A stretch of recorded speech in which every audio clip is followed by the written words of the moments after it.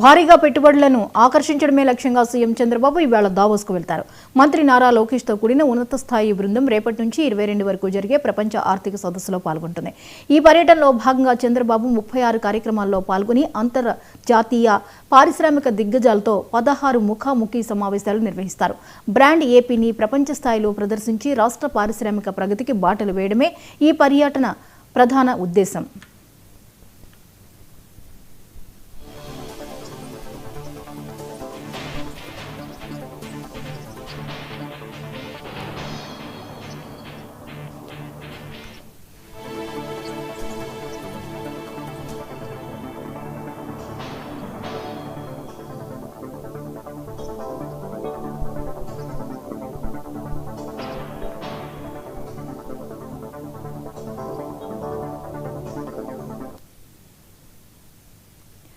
ఈ అంశంపై మరిన్ని అప్డేట్స్ ని కొండలరావు అందిస్తారు. కొండలరావు, సీఎం చంద్రబాబు నాయుడు దావోస్ పర్యటనకు సంబంధించిన అప్డేట్స్ ఏంటి?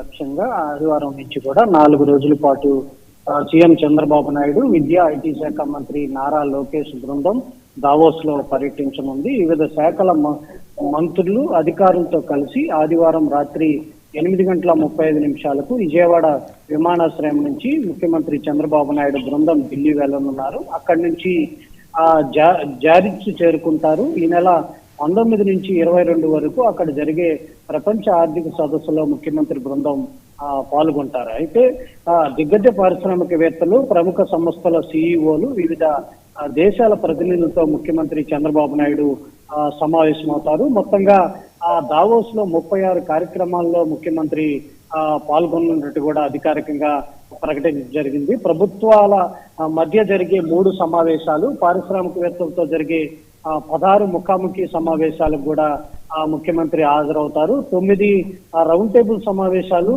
ఏదైతే ప్లేనరీ సెషన్స్ లో పాల్గొంటారు.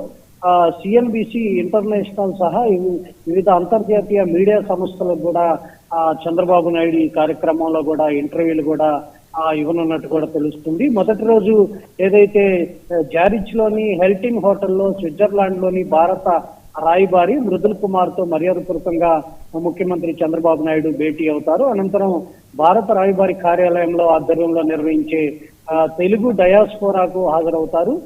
సుమారు 20 దేశాల ప్రవేశాంధ్రులు ఈ కార్యక్రమంలో పాల్గొన్నట్టు కూడా తెలుస్తుంది. అనంతరం చంద్రబాబు నాయుడు జార్జ్ నుంచి దావోస్ కి వెళ్తారు. దావోస్ లో యునైటెడ్ అరబ్ ఎమిరేట్స్ ఆర్థిక పర్యాటక విభాగాల మంత్రి అబ్దుల్ బిన్ లౌక్స్ ఆల్ తో పాటు వివిధ దేశాల ప్రతినిధులు, Tata Sons chairman N Chandrasekaran, CII director general Chandrajit బెనర్జీతో పాటు చంద్రబాబు నాయుడు వేరువేరుగా వీళ్ళతో అయితే సమావేశం అవుతారు.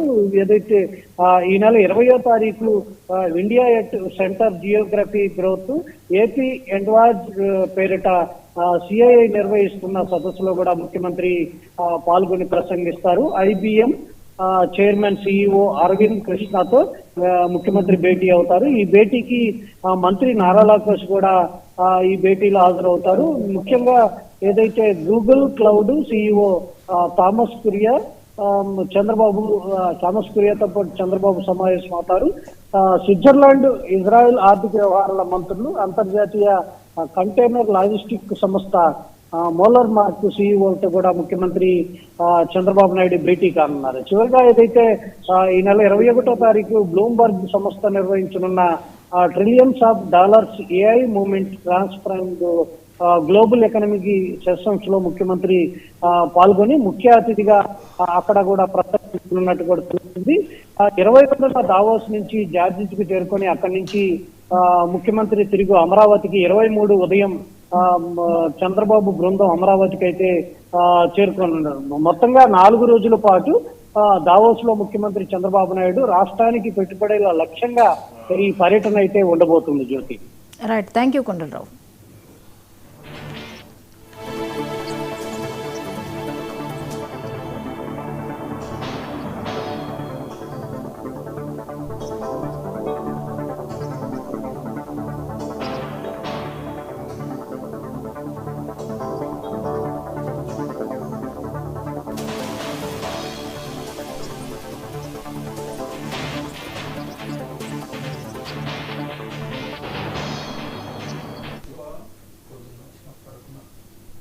సీఎం రేవంత్ రెడ్డి ఈవేళ ఖమ్మం జిల్లాలో